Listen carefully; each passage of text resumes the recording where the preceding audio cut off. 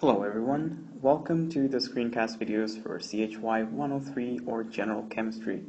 I'm Riyasad and I'm here to help you with the basics of chemistry. Equilibrium generally deals with the changes to the concentration or pressure of reactants and products in a chemical reaction. When trying to figure out what happens in an equilibrium reaction, we often seek ice tables where I stands for initial conditions, C stands for the change conditions, and E stands for the equilibrium conditions. Ice tables can be useful enough to be even used in weak acid-base reactions. With the help of an equilibrium constant or an equation of the constant which corresponds to the ratio of products and reactants, we can figure out the concentration or partial pressures of the reactants and products. In this video, we will have a strategic and organized approach to solve chemical equilibrium problems. To start off, let's have a look at the first example. We have 2 moles of NaCl,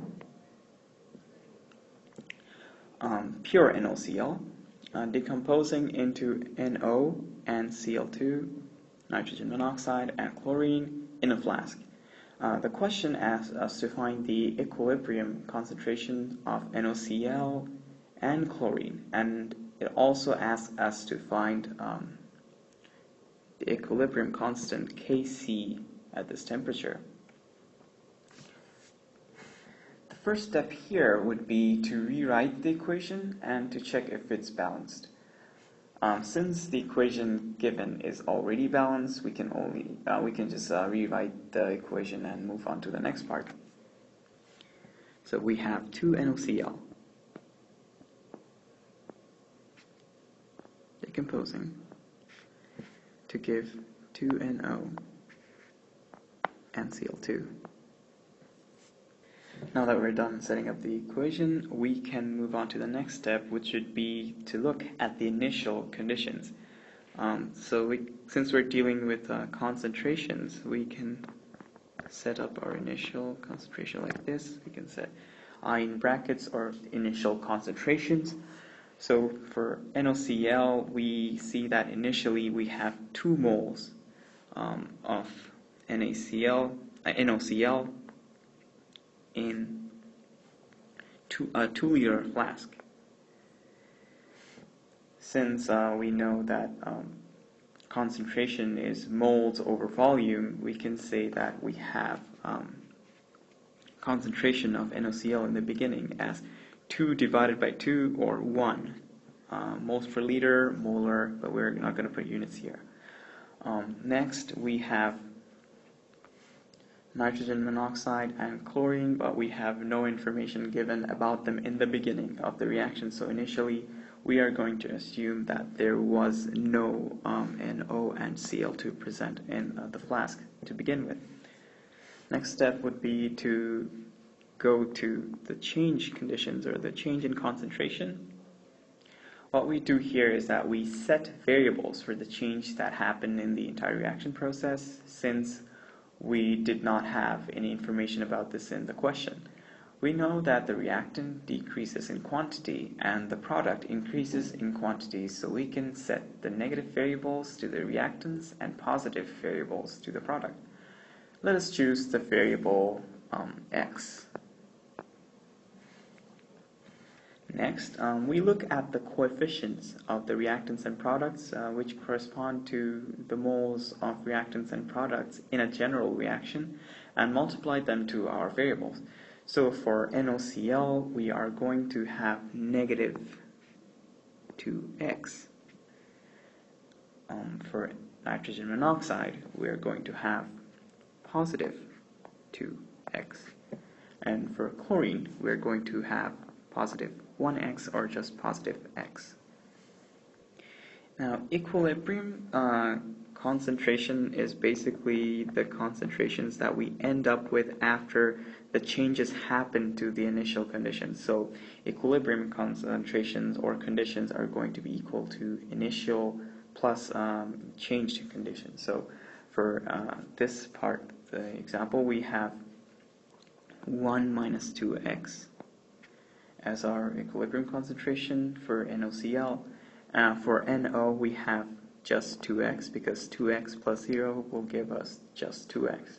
Similarly, for chlorine, we will have just x. Now that we're done setting up the ice tables, we're done with this part of our answer, we look back into our question and see what else we have to do. Based on the question, we are given that at equilibrium, the concentration of NO is 0.032 moles per liter, or 0.032 molar. But in our ice table, we see that our nitrogen monoxide concentration at equilibrium based on our equation is 2x. So we can say that according to question, 2x is equal to 0.032, because that's what the question is trying to tell us, because that's the equilibrium concentration that they're telling us, and 2x is the equilibrium concentration that we found. So solving for x, we get that x is equal to 0.016 molar, or moles per liter. It's the same thing. Now that we know the value of x, we can plug x back into our equilibrium variables, and we can get the concentration of every single reactant and product that we have discussed so far in the reaction, which is partly what the question asked us for. So since x is equal to 0.016 molars, we can plug this directly into, for chlorine, into x for chlorine, we will end up with 0.016 molar as the concentration of chlorine. The concentration of nitrogen monoxide is given in the question, so we can directly say that this is 0.032 molars. But for NaCl, we have concentration equal to 1 minus 2x. We plug the value of 2x or x in, we have 1 minus 0.032, which is equal to 0.968 molar. So at the end we have concentration of all our reactants and products. For NaCl, we have concentration as 0.968 molars, or moles per liter. For nitrogen monoxide, we have 0.032 molars, and for chlorine, we have 0.016 molars. Now, using the formula for the equilibrium constant and plugging the numbers in, we can get the value for our equilibrium constant, which is the next part of the question. So we know that Kc, or the equilibrium constant here, is going to be equal to the product of the products raised to their coefficients over the reactants raised to their coefficients. So that is going to be, for products, we're going to have NO and Cl2,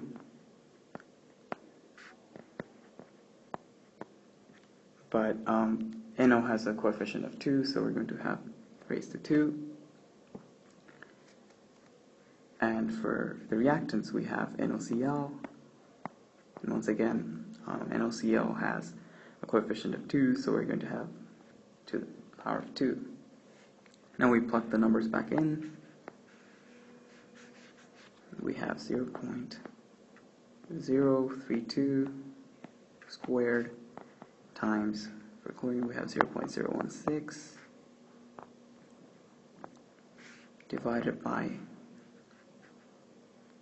0.968 squared. Now we can't forget to add the units as well. So for NO squared, we're going to have molar squared, times for Cl2, we're going to have a single molar, divided by For NaCl2 squared, we're going to have another molar squared. So the molar squareds get cancelled out. We're going to have our answer, the final answer in terms of molar.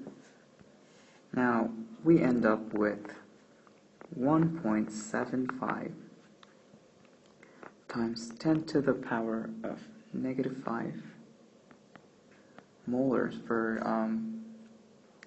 the equilibrium constant Kc, and that's our answer as well. Now keep in mind that we don't really have a fixed unit for Kc or Kp, the equilibrium constants, because our products and reactants can have different coefficients at different times, which will result in different units for Kc. Sometimes Kc doesn't even have a unit because both sides of the equation is so perfectly balanced with the same number of coefficients and same values of coefficients that K ends up with no units. Let us now look into another example.